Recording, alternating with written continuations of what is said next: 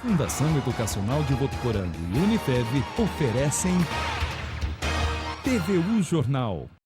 Olá, boa noite. A polícia segue em busca dos assaltantes que invadiram o açougue da Avenida 9 de Julho, aqui em Votuporanga. O crime foi à luz do dia. Vamos falar disso nessa edição e também sobre o decreto dos portões. A decisão da Prefeitura de Votuporanga tem dado o que falar. De um lado, o governo que diz que a medida é para garantir a segurança dos pedestres. Do outro, a população que está com a opinião dividida. Motorista perde o controle da direção e atinge 5 carros que estavam parados. E ainda, projeto dos alunos do curso de psicologia leva informação e tenta reforçar a importância da inclusão de pessoas surdas. Você saberia atender alguém que tem deficiência auditiva? Tem isso e muito mais a partir de agora.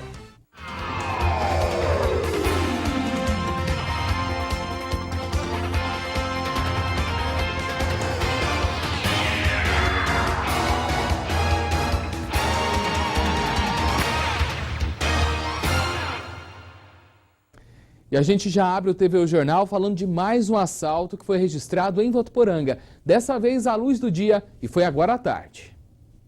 O assalto foi no açougue que fica na Avenida 9 de Julho. As imagens do circuito interno de segurança mostram como tudo aconteceu. 2 homens chegaram em uma moto vermelha, invadiram o estabelecimento, sendo que um deles estava armado. Ele levou todo o dinheiro do caixa, além de um aparelho de celular de um cliente. Esse é o terceiro caso de assalto que acontece em menos de 15 dias aqui em Votuporanga. Nos outros 2, as vítimas foram abordadas no centro da cidade. Isso sem contar um posto que fica na rodovia Euclides da Cunha, que foi assaltado ontem. Nesse caso aí que aconteceu agora à tarde, a polícia está fazendo blitz por toda a cidade para tentar prender os criminosos.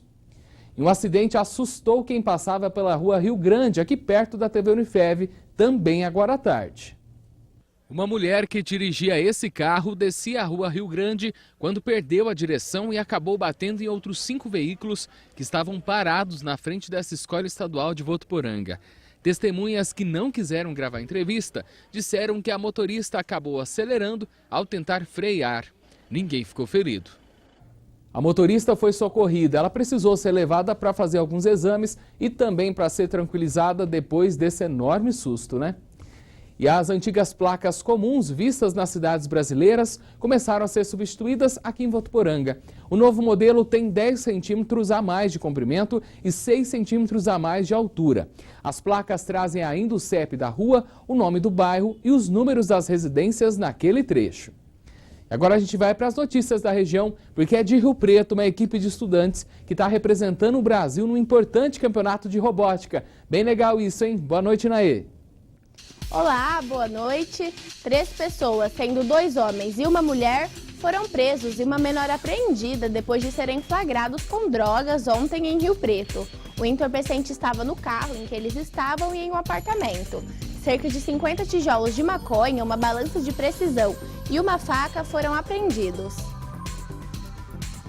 Ainda falando de Rio Preto, tem notícia boa também. Uma equipe de estudantes do SESI estão na Dinamarca, onde vão disputar o Campeonato Mundial de Robótica entre estudantes, de hoje até domingo. O time de Rio Preto é um dos 11 brasileiros e um dos 3 do estado de São Paulo na disputa. Para conseguir a vaga, a equipe composta por 8 integrantes venceu 3 etapas: regional, estadual e nacional. Na Dinamarca, eles tentam conquistar o mundo da robótica. A Polícia Civil prendeu ontem de manhã o ex-vereador de Andradina, Sérgio Rodrigues. Ele é acusado de cometer os crimes de estupro de vulnerável e pedofilia. No celular dele foi encontrado material de pornografia infantil. Essas são as notícias da nossa região de hoje. Uma ótima noite a todos e até amanhã. Obrigado, Inaí. E tem dado o que falar um decreto municipal sobre os portões. É que o documento obriga que a partir de agora todo mundo tem que se adequar sobre a abertura, que não pode ser mais para o lado de fora. Em muitos casos, eles estão irregulares, o que, segundo a prefeitura, representa perigo para o pedestre, pois pode até provocar acidentes. O decreto assinado pelo prefeito João Dado no dia 5 de abril vale para todos os tipos de portões instalados na cidade, sejam eles do tipo basculante, de correr ou articulado. A partir de agora, ao abrir, eles não poderão ocupar a área de passeio público das residências, ou seja, as calçadas. De acordo com o prefeito, a medida foi tomada visando o cumprimento da lei, bem como oferecer maior segurança à população. Portões que avancem na calçada terão que ser alterados, adaptados para que eles não avancem no passeio público e, com isso, nós não tenhamos a possibilidade de um acidente com principalmente as crianças, os idosos, os deficientes físicos. Esse portão, por exemplo, abre para o lado de fora, ocupando parte da calçada. Dona Francelina precisou desviar pela rua para poder passar. Sempre acontece isso. Quando estão os portões abertos, a gente vem, tem que desviar e é lógico que a gente corre perigo também. E aqui tem muita gente de idade, tem mais dificuldade que os jovens, né? Então é uma coisa que eles deveriam tomar cuidado e ter mais responsabilidade. Nesta outra residência, o portão também está irregular, mas o proprietário diz que vai corrigir o problema. Isso é lei, né? Isso é uma coisa que a prefeitura está pedindo.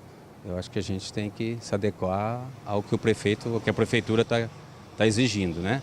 Apesar de que você pode ver aqui, mesmo ele abrindo para fora, dos 6 anos que eu moro aqui, nunca aconteceu nenhum acidente, mas se é lei, vamos cumprir. Os donos de imóveis terão 180 dias a partir da publicação do decreto para se adequarem. Quem não cumprir a lei vai pagar uma multa de R$ 1.056, o que equivale a 300 unidades fiscais do município. O decreto é de 5 de abril, eles terão até 5 de outubro para fazerem essas adaptações, após o que o setor de fiscalização da prefeitura fará o rastreamento das edificações que possuem ainda portões em ofensa à lei municipal e, através dessa constatação, a aplicação das multas correspondentes. Vale lembrar que quem não se adequar será autuado e poderá ter o valor da multa dobrado. Proprietários de casas que têm o portão com abertura para fora serão notificados, serão multados e serão notificados com um novo prazo para a execução da obra. Não executada, novamente serão multados com o dobro do valor da multa. Quem está com a situação irregular, hein? É bom regularizar para evitar dores de cabeça. Agora, mudando de assunto, termina amanhã a campanha de vacinação contra a gripe. Quem faz parte aí do público-alvo tem que levar a carteira de vacinação na unidade de saúde aí do seu bairro. A vacina é gratuita. Crianças de até 5 anos, idosos, pessoas que tenham doença crônica, gestantes, mulheres que tiveram bebês há pouco tempo e profissionais do Poupa Tempo, da Defesa Civil, dos Correios e também os bombeiros devem se imunizar. Aqui em Votuporanga, o grupo que teve menor adesão foi o de crianças e gestantes. Mas as autoridades de saúde reforçam que o medicamento é seguro, então não deixe de se proteger, hein? E olha só, a Santa Casa de Votuporanga faz um alerta para toda a população, então presta bastante atenção. Criminosos voltaram a cometer um crime explorando a fragilidade de familiares de pacientes para fazer cobranças dos atendimentos prestados pelo SUS. Angélica Lima.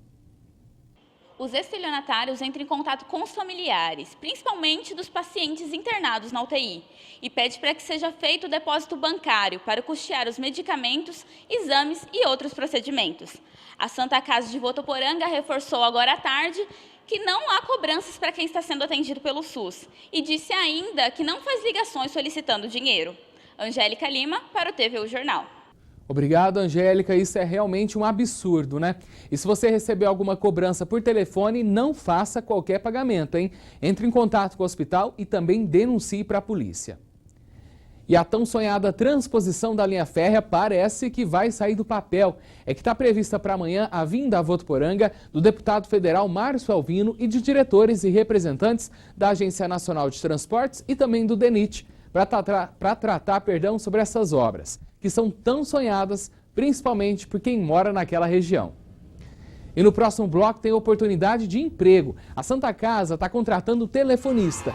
E ainda nessa edição vamos mostrar um projeto de inclusão que está sendo desenvolvido pelo curso de Psicologia da Unifev. E ainda sobre o Fundo de Garantia, aquele dinheiro das contas inativas.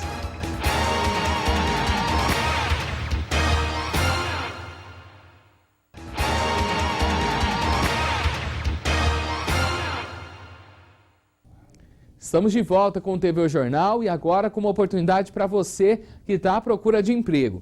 A Santa Casa de Votuporanga está contratando telefonista e também recepcionista. Quem tiver interesse aí de entrar, tem que ir lá no site do hospital e fazer o cadastro do currículo. O link está disponível em santacasavotuporanga.com.br. Muito boa sorte! Confira agora as vagas de emprego para Votuporanga e região. Há vagas para homens e mulheres com ou sem experiência em vendas. É preciso ter moto ou carro próprio. Interessados, enviar currículos na Rua Tocantins, 3132. Contrata-se estagiário que esteja cursando Direito e tenha uma boa digitação. O telefone para contato é 3423-1969. Empresa contrata analista de treinamento e desenvolvimento. Os candidatos devem mandar os currículos para recrutamento20cc@gmail.com. O posto de atendimento ao trabalhador de Votuporanga, um programa aí do governo do estado, tem recebido uma grande demanda local e regional, principalmente por conta dos pedidos de seguro-desemprego. Por isso, já a partir de segunda-feira, um novo sistema de agendamento será implantado. A pessoa poderá ir pessoalmente e agendar o dia e a hora para ser atendida sem precisar madrugar para conseguir a senha. A unidade está agora em novo endereço, anote aí, ó. É na Rua Ponta Porã, 3735, onde antes funcionava o Senai. E você, já precisou ajudar um surdo? Como que foi? Conseguiu? A dificuldade para entender o que eles querem é o que muitos surdos sentem por aí. Seja no comércio, na saúde, no banco, falta informação de como falar com as pessoas que têm deficiência auditiva. Por isso, alunos do curso de psicologia estão levando a informação e o exemplo prático para bem perto da comunidade. O que vai acontecer agora deveria ser algo natural, a comunicação entre todas as pessoas. E é justamente isso que esses alunos do curso de psicologia têm tentado fazer. Levar informações sobre a surdez, a língua brasileira de sinais e também para incentivar que a comunicação de fato aconteça entre os surdos e a população em geral. A gente traz essa dimensão à tona para falar o quanto esse público muitas vezes ele é invisível, né, para a gente que é falante. Depois da apresentação da Olívia, que tem surdez profunda desde quando nasceu, os futuros psicólogos discutem o assunto com outros universitários, dessa vez da turma de medicina, e dá dicas básicas para que essa comunicação saia dos livros e passe a ser comum no nosso dia a dia. Quando duas pessoas estão conversando em Libras, um intérprete e um surdo, você não passa na frente. Tem uma noção que eles estão conversando, eles não estão fazendo mímica ou algo do tipo. Outra questão também que é interessante é que se você está num contexto com uma pessoa surda e um intérprete, e você estiver falando com uma pessoa surda, olhe para a pessoa surda. O intérprete vai estar te ouvindo e ele vai estar traduzindo o que você está dizendo. Tudo isso é resultado do trabalho sugerido em sala de aula. Uma forma de fazer que eles coloquem em prática aquilo que é necessário para mudar um pouco o mundo à nossa volta. Era para a gente fazer um projeto que incluísse algum grupo com a população e a gente decidiu fazer sobre Libras, que é um assunto que não é muito falado hoje em dia. Tem muitas pessoas que não têm conhecimento sobre muitas curiosidades também, por exemplo, que a Libras não é uma língua universal, que ela muda de país para país, ou mesmo de estado, muda bastante. Nesse projeto da psicologia, eles tiveram o conhecimento de como ia ser com a Priscila, e ela passou várias informações antes. E depois, no acompanhamento, foi a Lígia, e eu também fui em alguns eventos junto. Lúcia sente na pele muitas vezes a necessidade da inclusão, por mais que muita coisa tenha melhorado. Mas para avançar ainda mais, é preciso que bate-papos como esse tenham mais frequência. Falta em vários aspectos, em vários lugares, o atendimento para esses surdos. Se para os universitários já foi uma experiência diferente, imagine então para eles que executaram o projeto. Parece algo tão simples a conscientização, mas aí a gente vê que não. As pessoas elas realmente não têm informação sobre isso, por mais simples que seja, sobre a questão da Libras. E é interessante o quanto que a nossa parceira, Olívia, ela se sentiu depois motivada até a poder fazer algo a partir disso. Muito legal essa iniciativa, parabéns para todos os alunos e envolvidos, né? Se você tem vontade de aprender a língua brasileira de sinais, pode procurar o CTMO. Lá tem o curso gratuito de Libras. O telefone é o 17 3426 2600. E agora a gente vai direto para o tempo, ver como será essa sexta-feira. Boa noite, Wender. Amanhã será um dia de calor e sem chuva, pelo menos é que o prevê os meteorologistas. Na capital, a sexta-feira deve amanhecer com bastante nevoeiro e com os termômetros em torno de 17 graus. Durante o dia, o sol aparece e a máxima pode chegar aos 27 graus. Em Rio Preto, a variação de temperatura será um pouco menor. O dia promete ser de sol, com algumas nuvens e com os termômetros variando entre 21 e 30 graus. Aqui em Votuporanga, o tempo continua seco. O sol aparece logo pela manhã, entre algumas nuvens e deve continuar firme durante todo o dia. A mínima prevista é de 20 graus e a máxima de 32 graus. Então é bom se preparar para o calor. Amanhã eu volto. Boa noite a todos e até mais. Obrigado, Angélica. Até amanhã. E no próximo bloco, uma excelente notícia. O Senado aprovou a MP que permite saques do FGTS das contas inativas. As informações já a seguir.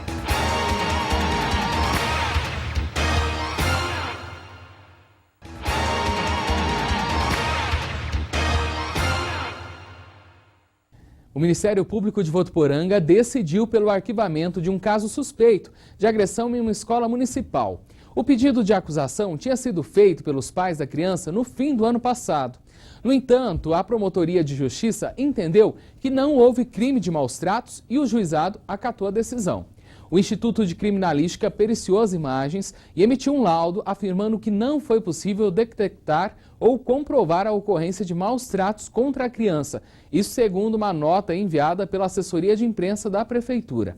Na esfera administrativa, o governo municipal já tinha, inclusive, arquivado o processo mediante a conclusão da comissão de sindicância, que investigou o caso por meio de depoimentos de testemunhas e também da análise das imagens das câmeras de segurança, onde chegaram à mesma decisão de que os educadores não cometeram a agressão. Agora uma boa notícia para quem nasceu de setembro a dezembro, pode respirar aliviado, muita gente estava meio apreensivo, né? Os senadores aprovaram hoje a medida provisória que permite o saque dos recursos das contas inativas do Fundo de Garantia. A votação foi agora à tarde. Como não teve alteração no texto, a medida será promulgada sem a sanção presidencial. O prazo terminava na semana que vem para que deputados e senadores aprovassem a MP. Com isso, fica garantido que quem nasceu entre setembro e dezembro vai poder sacar o dinheiro que estava parado nas contas inativas. Nós teremos aqui mais de 30 milhões de trabalhadores que irão sacar os seus saldos para pagar as suas contas, para investir no seu negócio ou para fazer, abrir o seu próprio negócio. Esse dinheiro do saldo do FGTS dos trabalhadores já movimentou o mercado varejista no Brasil, inclusive gerando muitos e muitos milhares de empregos. Os senadores também aprovaram o aumento da remuneração das contas individuais do fundo, que vai passar de 3,7% para 5,5% ao ano.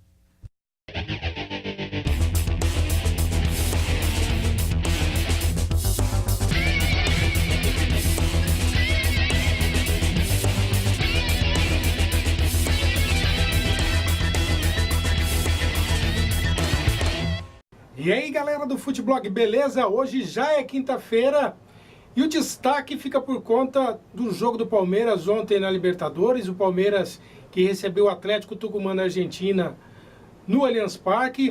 O Palmeiras teve um jogo complicado, um início de jogo complicado. Foi um jogo bastante disputado, as duas equipes criaram muitas oportunidades, mas o Palmeiras se portou com uma certa ansiedade, perdeu muitas oportunidades de marcar gols, tomou sufoco, tomou bola na trave do Atlético Tucumã, um time um tanto quanto nervoso, né? No primeiro tempo o Palmeiras começou melhor, mas o Tucumã cresceu, e no segundo tempo o Palmeiras deu aquela relaxada natural, mas aos poucos o time foi se encaixando, o William Bigode mais uma vez muito bem, para fechar a conta, um grande gol do Zé Roberto que tem aí 42, quase 43 anos, se tornou o segundo jogador mais velho a marcar pela Libertadores da América, deixa aí sem dúvida nenhuma a sua marca no Palmeiras. Zé Roberto, que sempre foi aí muito bem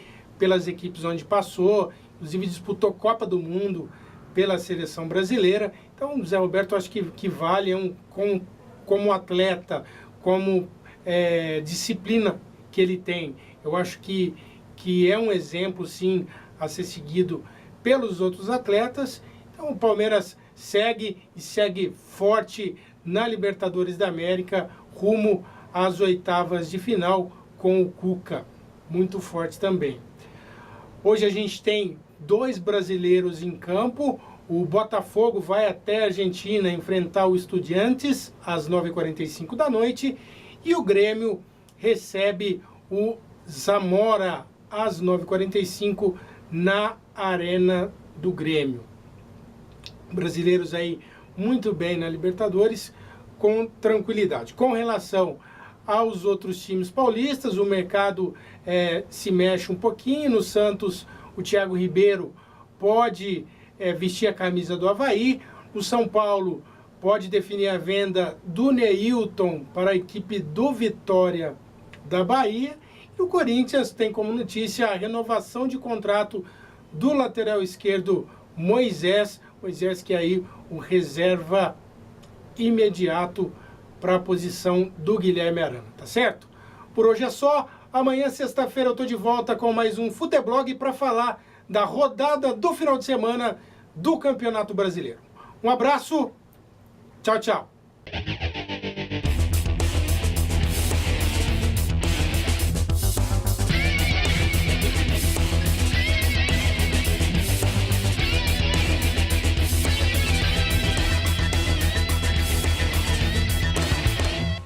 Tchau, Jefferson. TV O Jornal fica por aqui. Na sequência, você assiste Lado C com Caju Neto. A gente volta amanhã, logo depois do programa Nos Corredores do Poder, às 7 da noite. Até lá!